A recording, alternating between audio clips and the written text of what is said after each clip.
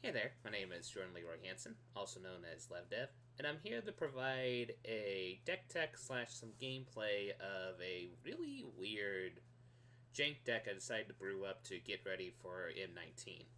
Now, this is a deck that's less functional with some of the M19 cards I do want to toy with in the set, but for now it's actually kind of hilarious.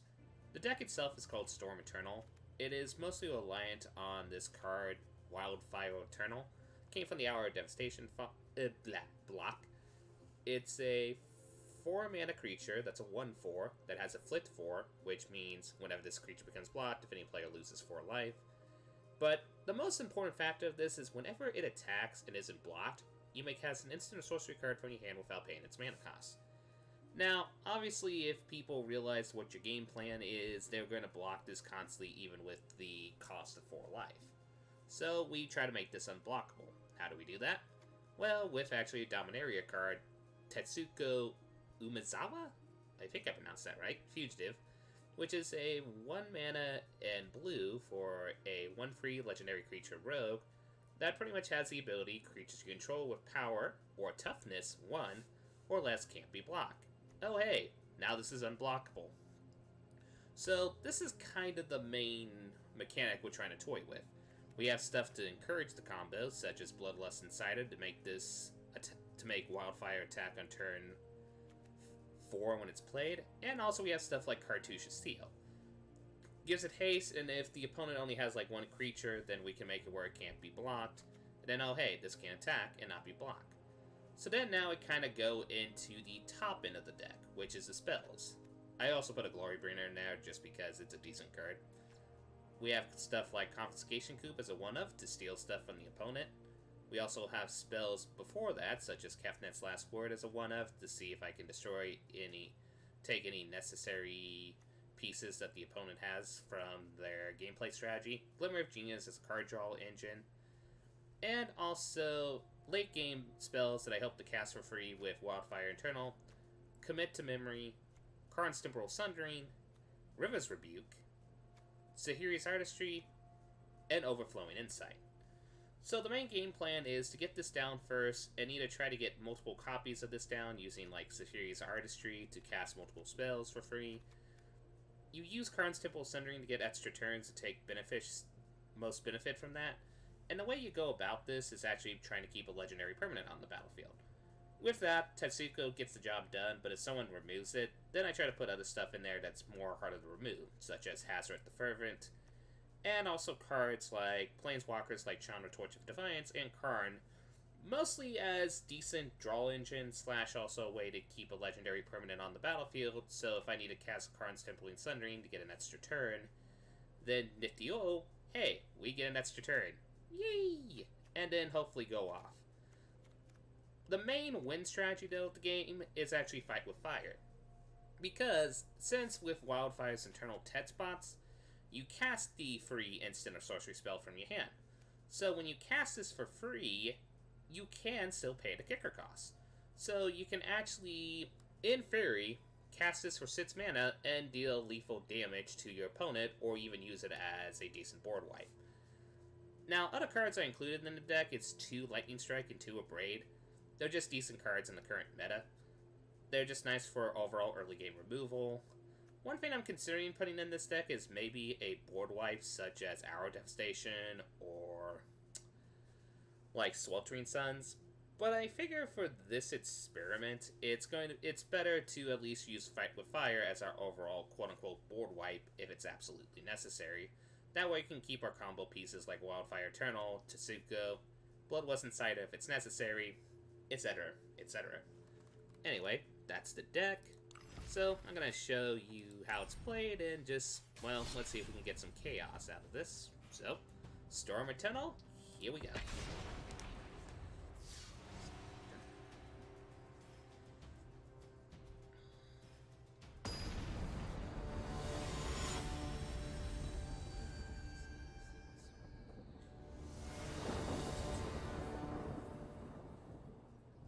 Okay, so we're going against PC Flip 814. Okay, so we have a free land hand. We have 2 sorcery spells that we don't really want to cast without our main piece, a Bloodlust Insider. It's slow, it's a maybe hand, but I think it's best to mulligan to try to get our early game part of the combos, so, or even early game removal, since we don't know what this guy's playing. Or gal, I don't know. Let's see, 2-land hand, but it does have a Fight with Fire and a Current Sign of Urza, and we can scry, and we have a Lightning Strike, so this is a better keep.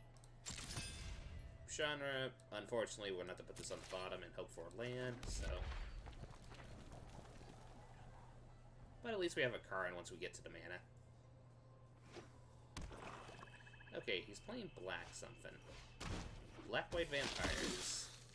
This is always the matchup that kind of messes me up.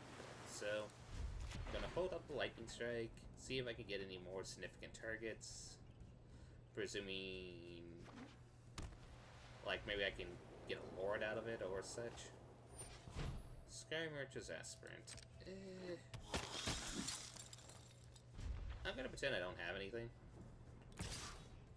Because, while that's gonna be annoying, I more want to target the Lord with the Lightning Strike. Okay, we got some land. Pass the turn. See if he finally thinks that I can play... Hopefully he plays his Lord to try to maximize his damage output.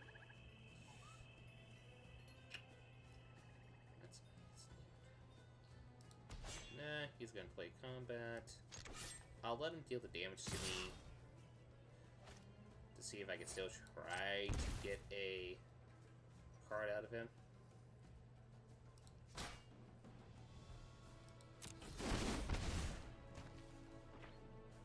Okay. Well, he tried. We'll take out the Fiend that can be a potential flyer.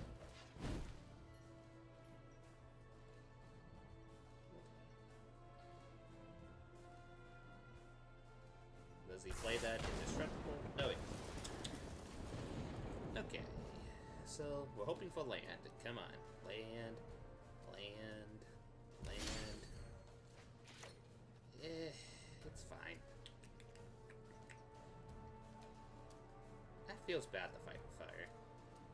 I'm gonna end the turn.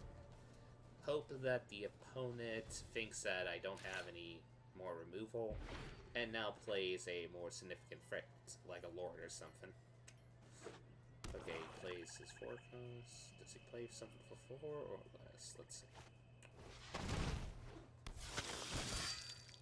Okay, yep, that's getting Fight with Fire ASAP. I could also kept that last word if worse comes to worse, if I get land. Which actually might not be bad. We don't get a land, so yeah. We're just gonna remove this.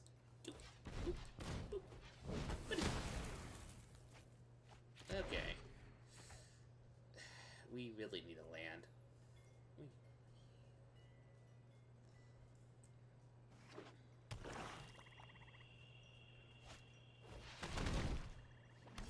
Well, this guy's going full flavor with this mechanic.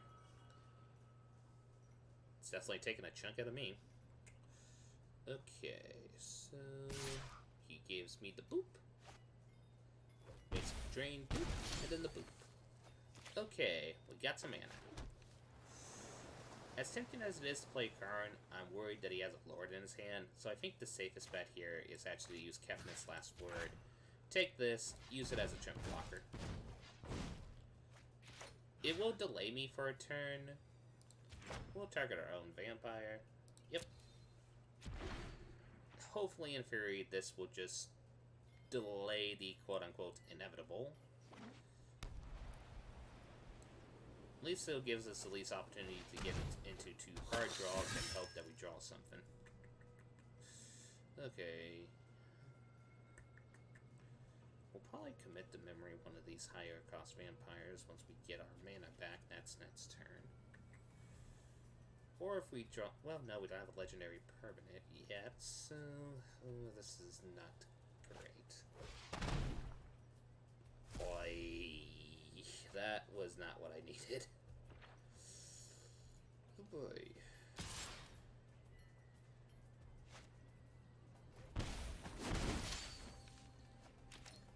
Okay, let's do some math here. So he has 1, 2, 3, 4. I will be at 1 life, presuming he does not have a Lord. Not a Lord, but it's going to be a little obnoxious.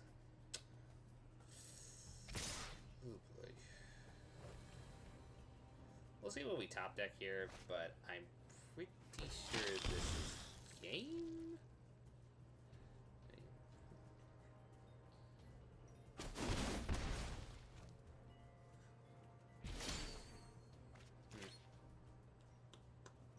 Yeah, just for the sake of it, let's see what we can draw into.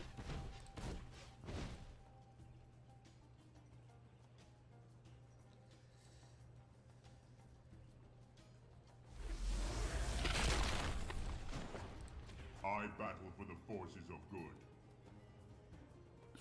You may regret that choice.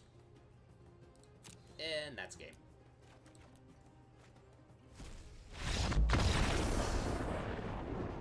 Yeah, early game token deaths like that, unless I get the perfect board wipe, it's usually over from there. That's why I'm considering putting Sweltering Suns in the deck, once I pull it and such from our Devastation booster pack. Nevertheless, let's get back in. Okay, what was this?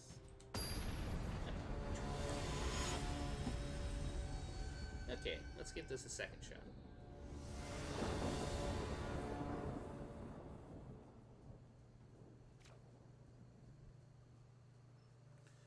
Okay, so we got...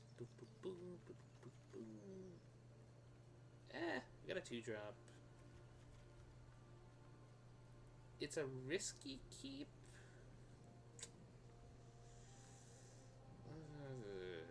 I'm gonna play it. That's too risky. Sure, we get the Tetsuko, but if we don't draw any lands, we're kind of screwed. Okay, too many lands, but it's fine. Sure. Okay, we play a land. Pass the turn.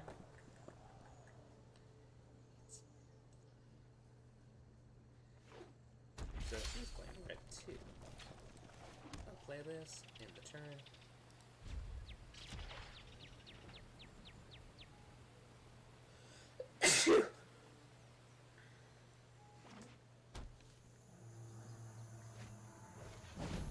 Okay, yep, we're breaking that.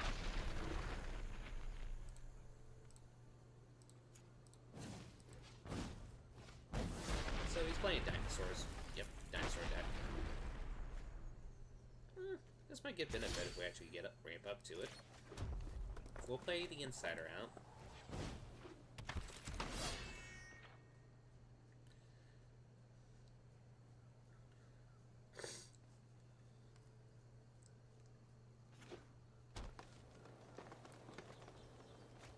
Okay, yep, that is a increased inclusion in that deck.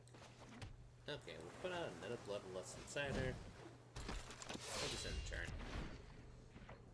I probably should have hold on that upon retrospect if he's potentially mostly these dinosaur decks play that one dinosaur that deals 1 damage to everything, now that I'm thinking about it. We're not punished yet by that.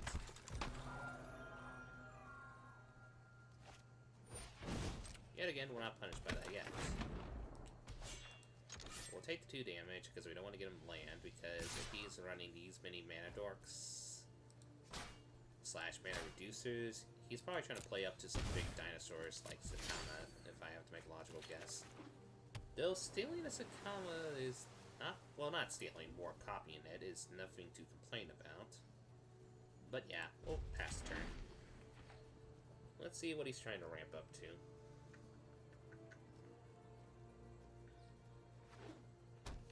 Dinosaur again, most likely.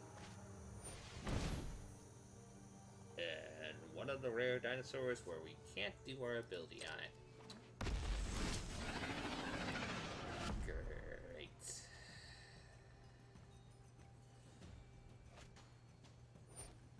Yep.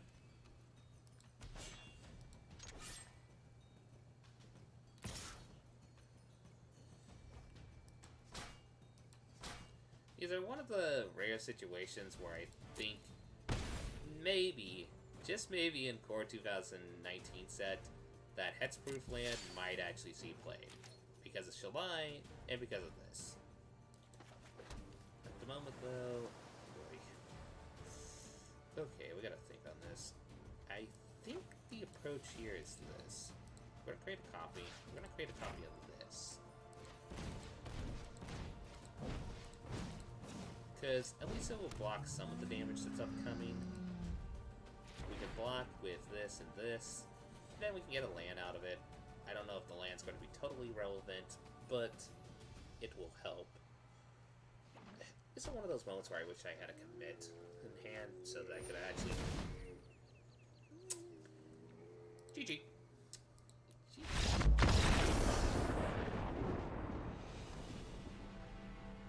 Okay.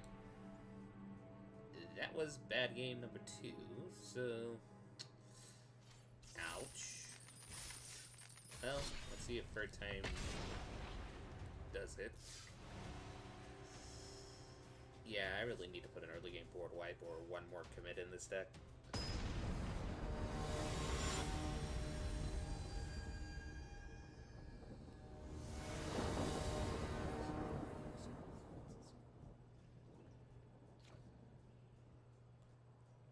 Okay. Actually, good hand. Wow, we don't have the Tetsuko. We have a 1-drop, 2-drop. Missing a free drop, so if we can draw into it, and we get Wildfire Eternal. And if worst case scenario, we could probably use Kefnet's Last Word if we get the mana.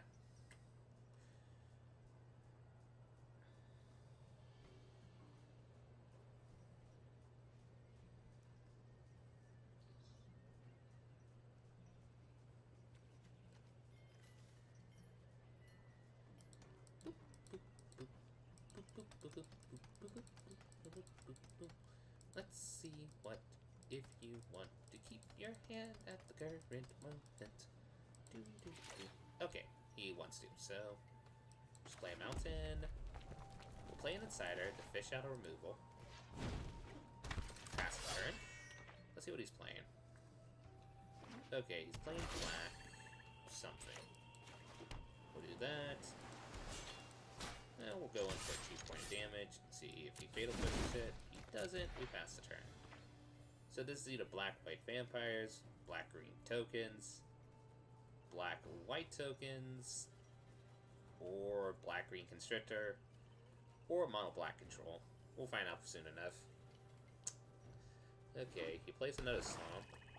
That signals... Yep, he's playing vampires. Okay, yeah... Well, hang on. Yeah, we don't know if he has any way of gaining life, so...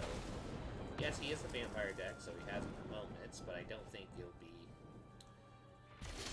If he wants to be slow enough to actually do that, would be my guess. Okay, let's see if he plays anything that does, like, life gain for him directly rather than just... Is this mono black vampires? Huh. I'm gonna pass the turn because I'm curious. And we have a commit here is something very significant threat-wise. Combat. Attack. Block. What do you got, opponent? What do you... Oh yeah, we are committing that to your hand. I don't want to deal with that card at the moment. Bye-bye. See you later. Okay, so we don't have to deal with it for a turn.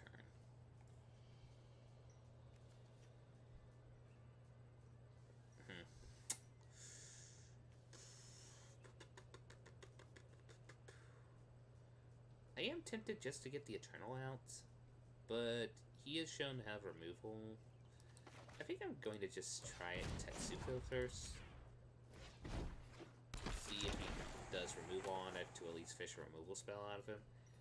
In games like this, and a specifically black control deck like... Okay. Resolve it. We'll lose the free life. Okay. So he hasn't shown... I think we're just going to have to play this and hope he does not have removal. We'll attack in just because we have to. I'm hoping he gets cocky and just casts the second one, thinking that I'm just going to sack it or discard my spells. Which will be annoying, but I could lose a free life if absolutely necessary. Okay. Let's see if his temptation gets the better of him. Okay, good. One of those rare moments, we don't mind this. Okay. I think first things first, we're going to do this.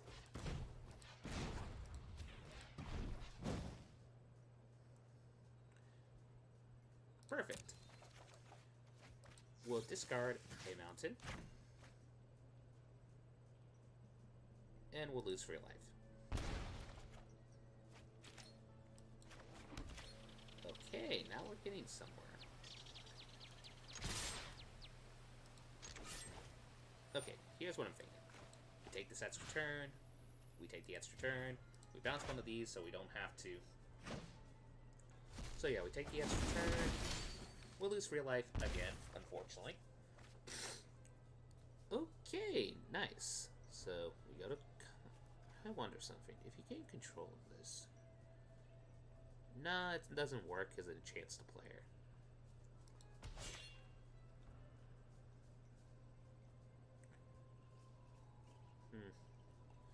This one's a hard one. I think we go into the attack. And yeah, I think we just cast Ruthless Rebuke on him. Because we want to be slow with him. We want to make sure that he takes this slow. And pass turn. Okay, does he now finally play the removal, realizing how significant threat it is? Or does he go with the wild... Or does he go with his Torment? Yeah, he goes with his Torment. I'm going to discard Capnet's Last Word, since there's not any significant threats at the moment. Okay. We'll say... Actually, we do this. We get a full hand, so we can actually discard cards if we have to for the life loss, so we don't have to do life loss. And if we get a free spell out of it, like, oh, that spell is so tempting, but not now, not now.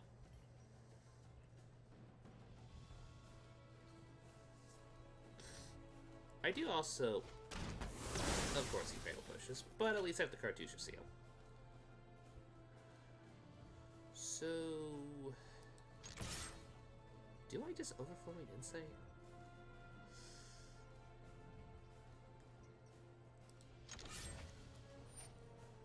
We'll resolve it. We won't cast a free spell just yet.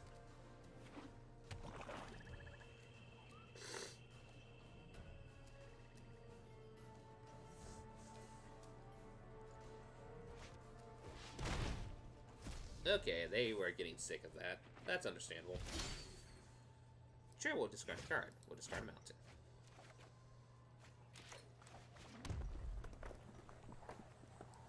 We'll play Urza.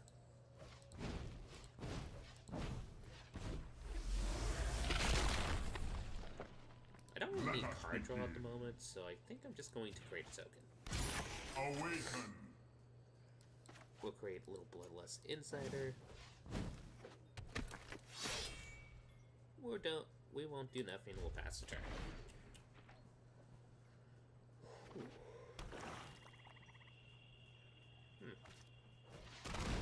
Okay, he's trying to find a card. He's probably trying to find his either Doomfall. He could also be trying to find...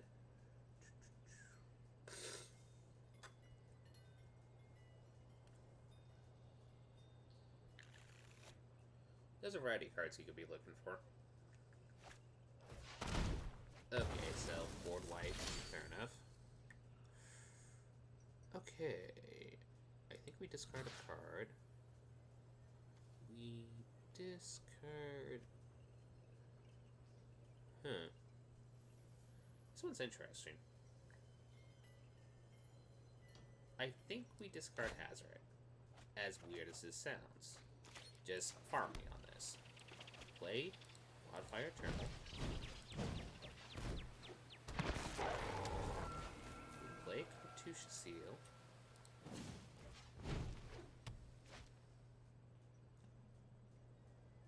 Go in combat. I'll attack. Then we do that. draw those 7 cards. Thank you very kindly. And now we're cooking.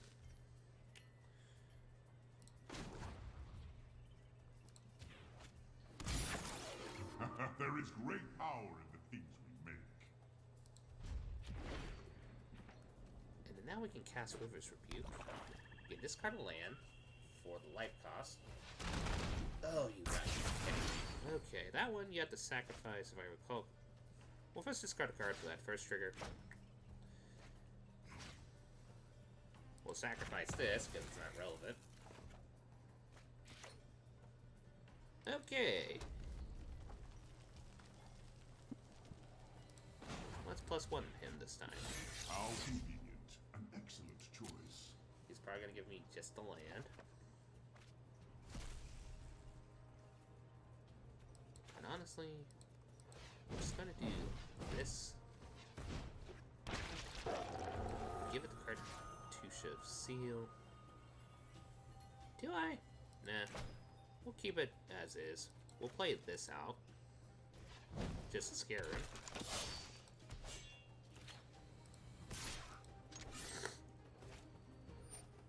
And boy, are we casting this. Bye-bye.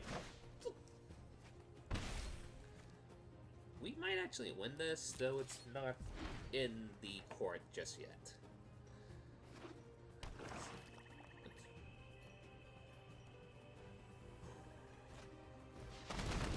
Yep, he cast that.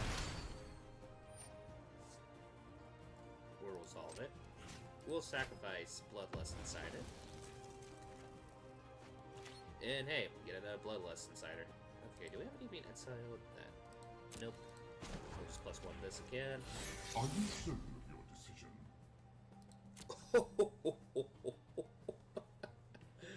Oh, he's between a rock and a hard place with that one. Are you sure, opponent? Okay.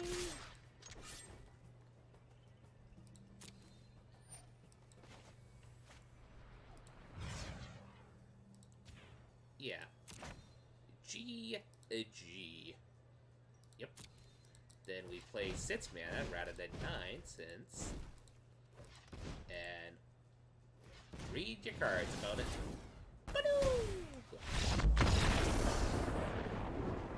And that is how this deck works. I think that's enough to show off how the deck works and such. Obviously, it's prone to early game, like mid-range decks and early aggro decks kind of makes this deck lose a lot. But if you go against most of the control decks, they are going to have a bit of problems with this deck. Overall, though, I hope you enjoyed this presentation, and I hope you all have a lovely day.